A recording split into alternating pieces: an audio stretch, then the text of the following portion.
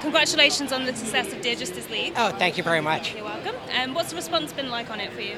It's been fantastic. I mean, it started actually before the book came out because there was a free comic book day sampler of like 2 chapters. Yep. And that day was pretty amazing. I was in upstate New York at a different, like a kids book festival. Yep. And it happened to be on Free Comic Book Day, and my phone just about melted because it was like the first time people were really seeing, pages from Dear Justice League, and it was like people I knew, people like I'd gone to school with, who had no idea I was doing any of this, and like they're just in their, local comic book shop, and they're like, I think I know that guy, and things like that. It was very, very exciting day, but also because the response was so positive. It was from people I knew, but also people I didn't. People really responded to the book. Those first 2 chapters were Superman and Hawkgirl, and a pretty friendly intro into the book, and that was like my first hint that people were really gonna like the book. Yeah. Because I loved it. Like we all. We were working on it. We had so much fun working on it, but that's us having fun. So then it's like, is that going to translate into people really liking the book? And that was the first clue. It's like maybe we did something right there. And then when it actually came out, it was just a very exciting week. It was like a lot of really positive responses and a lot of attention. Which you never know, it's my 13th book, and like some of them get a lot of attention right out of the gate. Yeah. Some of them it's a slower build, and some of them kind of just come out and not that many people notice. And going back to the free comic book day, that's the first time I read the 2 chapters as well, yes, and the first time I saw it, and I'd say I loved it. So as soon as I saw that little bit, I was really excited for the book to come out, and I loved it. I mean, a lot of that, so much of that is it's just Gustavo's style is so friendly, but it's also so I feel like it's so inviting just because so much of it is done through body language and expressions. So it's like you can really, even apart from the text, even apart from dialogue, any of that, you could see what he is feeling. If he knows he messed up, sort of that sort of thing, or Hawkgirl's thinking about something, she's tired, and you could just see she's tired, and I feel like that really invites people into the book so much. Even just like flipping through, it's like, oh, you know what I mean? Like before they start reading, was to get out of his way as much as possible. Let him do his thing. Yeah, let him do his thing, right? Exactly. I mean, I and this is like sort of the old school DC approach was that the text is additive. If it's a well-written comic, you should be able to follow the story just from the pictures. And that was really important to me, especially because we're trying to write an all ages comic, and that includes very young. Kids who maybe their parents are still reading to them. So we want that story to be as broadly accessible as possible. And the Superman chapter is the first chapter because it's really the lightest on words. It's so physical. And it's a lot of action. I mean, there's sound effects.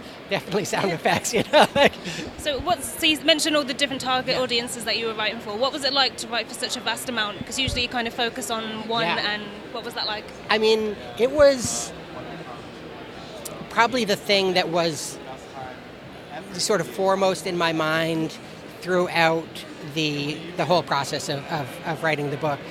Because in different chapters, I'm focusing on different things. It's like, okay, this is a short, humorous chapter.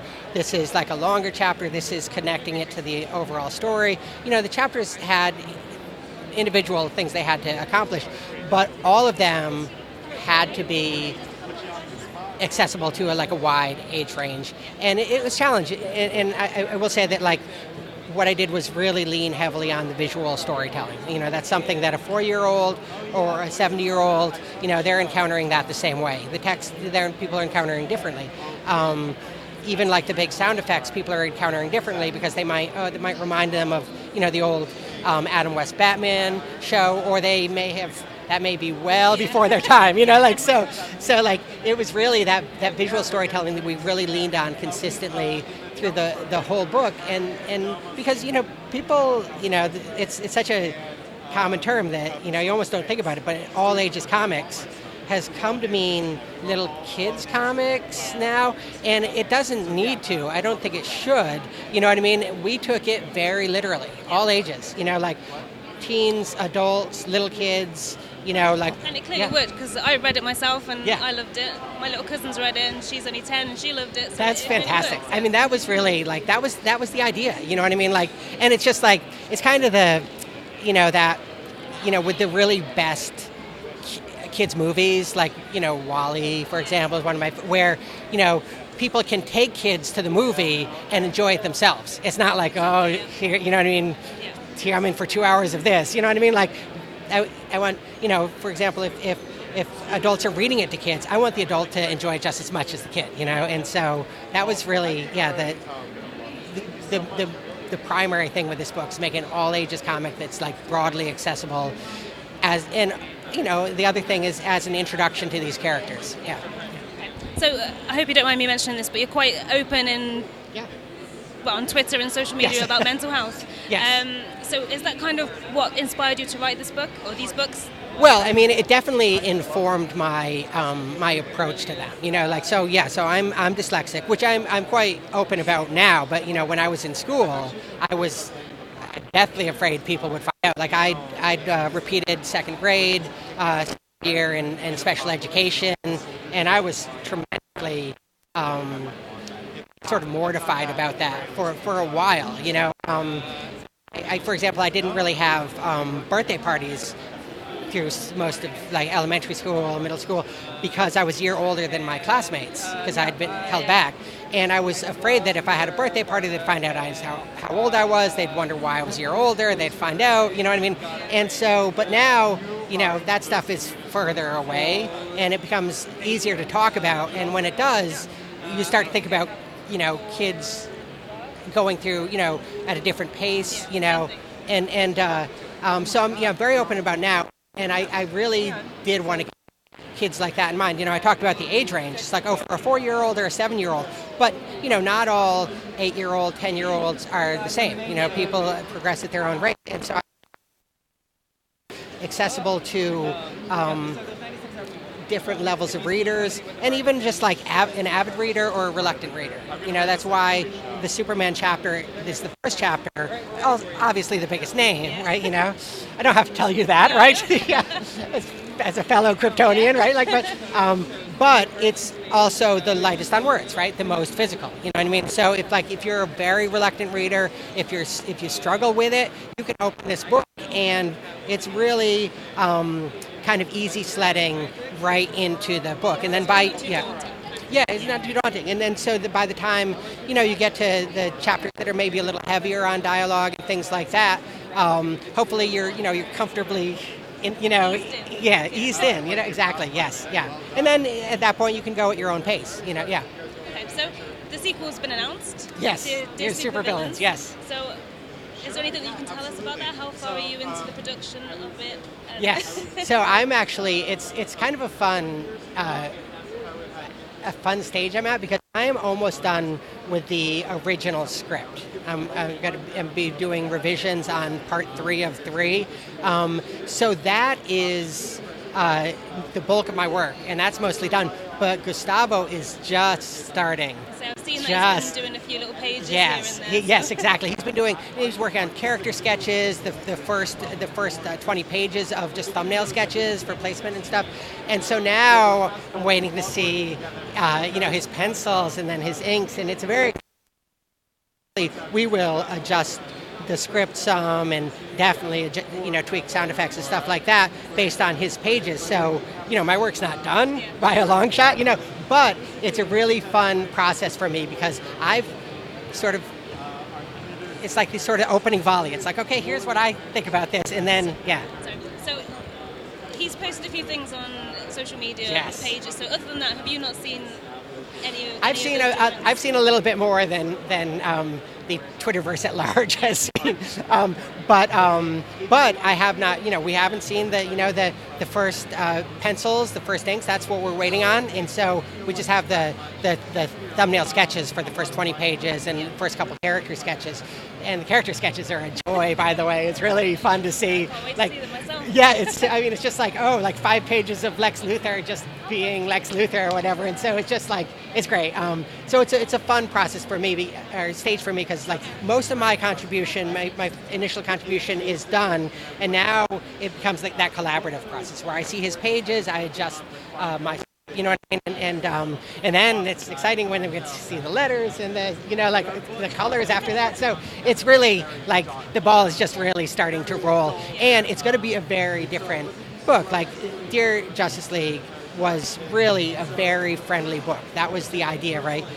Friendly, familiar characters, and Marcelo, the colorist, does a fantastic job with these really popping reds and blues and yellows, just really friendly. This is going to be a different book, right? This is going to be a little bit more, maybe some more purples and greens, and and yeah, and these characters obviously are a little bit more. Less immediately user-friendly, right? Also familiar, sure, but it's just like people know Lex Luthor too, but it's like, just for example, the kids writing into Dear Justice League, very open and sharing, using their full names, telling the heroes something about them too. This is got to be, the kids writing in maybe using their first name, maybe first name and last initial, a little bit more defensive, more at a distance, right? And then less earnestly sharing and more curious, why are you so bad? Are you always so bad? That sort of thing. And so just a different energy. Same overall concept, kids writing into these larger-than-life figures, but just like a little bit more, like a hint of danger, like a little bit darker. I'm calling it like a very safe walk on the wild side. Yeah. That's kind of good, because not all kids are as open like kids in Dear Justice League. So it's quite good that you're doing a bit of both. And I think, for me, it's like there's an energy to it that kids respond to. Justice League, the superhero, is very sort of aspirational. These are like people at their best. They make mistakes, but they try hard, Whereas the villains, it's like there's that little spark of like excitement. Like when I was a kid, I really liked Challenge of the Super Friends, right? With the Legion of Doom. And so when like the Hall of Doom would rise out of the swamp, like a swamp, you sort of sit up. It's like, oh, you know what I mean? Like it's like here it's come the bad guys. You know what I mean? Like this little little thrill of excitement, and that's because it's like, oh, then they're unpredictable. Like they're, you know what I mean? They're not, they're not doing what mom tells me, So that's what I wanted. That little just like hint of like danger, but obviously still very safe, very accessible, very kid friendly. But just that little hint, yeah. So usually when people are working with books, they kind of focus on one character. So you've been featuring a lot of characters, and you still are with the supervillains. So how do you go about getting into the mindset of those characters? Well, in both books, like I wanted it to be also a team book, right? So it's like, yes, you've got 8 heroes in Dear Justice League, 8 villains and Dear Supervillains, but also a team, And in the Justice League, a team that works together, that is like greater than the sum of its parts. In terms of the Legion of Doom, maybe so much seamless teamwork, maybe a little friction at the at the edges there, and so maybe that actually holds them back, and so one of the way to do it is to take all these characters, as different as they are, and make them very much part of a functioning team in Dear Justice League, or a dysfunctional team. It's like, what's that word? The other, in Dear Supervillains. And so, but still, it's the spotlight. It is like everyone gets their turn. Yeah. So we've got 2 installments. Yes. Is there likely to be a third one? That's a good question. That's and I will become conspicuously quiet on that thing. I would love to, but the first 2, Dear Justice League, once we had that, like the next step was pretty obvious, like the other side. The third step is, I will say, less obvious. So there are discussions, there are things we're thinking about, but it's not like, oh, then obviously you do that, you know what I mean? Like, yeah. So it's more of like, okay, 1, 2 makes perfect sense, and then the third, it was like we have some options. So it's like, it's something we're thinking about, it's something we're talking about, but nothing we have like firm plans on just yet. It's nice to know that's not completely ruled out. Yes, Just going back to the supervillains, who was the villain that you were most excited to work with? I mean, for me, it was Gorilla Grodd, which is also a little bit of a, I mean, it's like, oh, Gorilla Grodd is in, like, so it's just like, because same thing with Dear Justice League. Justice League, you're going to have Superman, Batman, Wonder Woman, and then you have just a few little options at the edges. And so same thing with Legion of Doom. You know what I mean? There's some core people who we were obviously going to have, but, you know, we got to make some judgment calls. And for me, the first one was Gorilla Grodd. I love Gorilla Grodd. You know, he's like big, powerful physical presence, but his powers are mental. You know, mind control, telekinesis, and so I love that that contrast. You know, you think, oh no, here comes this big, you know, just brute, but it's like that's not what's dangerous about it, right? You know, and I love that, but also I feel like at this age, like he's like a big ape with attitude. Like there's like, it's so perfect for kids, you know what I mean? It's so like, so yeah, for me, Gorilla Grodd was really, really exciting. And that's what, like, I would love to do a Grodd book, but it's like, it's funny how it's harder to get traction on. Yeah. Like, but like, one of the more obscure characters. Yeah, he's not one of the obvious villains. He's obscure, but he's a character I really have always sort of connected with. So I really enjoyed writing that story, you know, and yeah. So I mean, I honestly, it was very fun to write the villains, just because it's like, oh, you get to be a little, you know, you get to be just a little bad, right? Which is a perfect level of bad. And so, but for me, that was my favorite. But it'll be interesting. It'll be interesting to see what, for example, Gustavo's favorite is. You know what I mean? Like in terms of like just who he feels like he can really bring to life, access through the, you know, the body language and the expressions, and so for me it was Gorilla Grodd, but I'd be very interested when this is all over to hear what his answer for that is. Yeah. Get the opportunity, I'll ask him. Yeah, definitely. Did you have a least favorite? What's that? Did you have a least favorite? No. I mean, I will say I had characters that surprised me. Some of the, again, less prominent characters who you feel like you just kind of get through, you know what I mean? You really want to do Lex, you really want to do Harley, you know what I mean? Like, but like, it's like, oh, then you got, and they surprised me, you know what I mean? Like I feel like I've already given enough spoilers, but there's one main one who was another like sort of judgment call to include or not include, and she was a blast, and her interaction with the kid, I feel like, is really sort of central to the book, and I did not see that when I started writing that chapter. I just thought it was a chapter, it's like we had to kind of get through to get to the next exciting one, you know, and I think she was before Black Manta, who again was one, everyone would be super excited to write Black Manta, right? Like, it's so iconic, but it's just like, I was like, oh, that was actually a joy, and it turned out to be really important to the book. And so I will say I was like pleasantly surprised by a few of the characters, but they were all fun to write for kind of the same reason. You get to explore that, like, this person is bad, but you're telling their story, so it's like, why? Like, what, you know? Yeah. Have a better insight. Yeah. And then it just like lets you sort of like indulge that sort of like mischievous side or troublemaking, and bad decisions are fun. There are a lot of bad decisions in that book, and so yeah. That's what the book's all about. So, thank you for the time. Yeah, of course. Yeah, very nice to finally officially meet you. I feel like I know you already.